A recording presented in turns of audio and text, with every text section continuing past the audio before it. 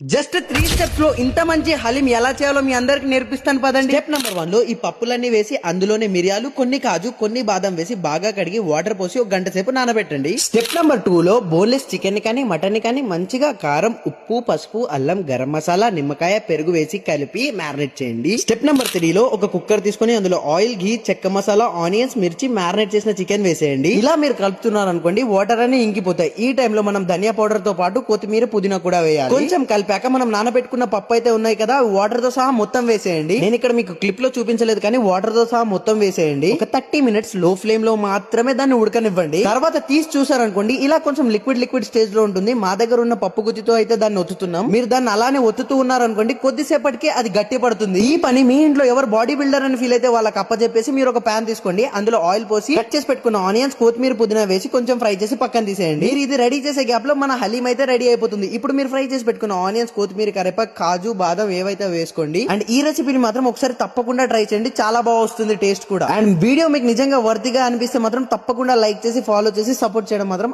అస్సలు మర్చిపోకండి. అండ్ హైదరాబాద్ లో హలీం ఎక్కడ బాగుంటుందో మీ జెన్యూన్ ఒపీనియన్ కామెంట్ చేయండి.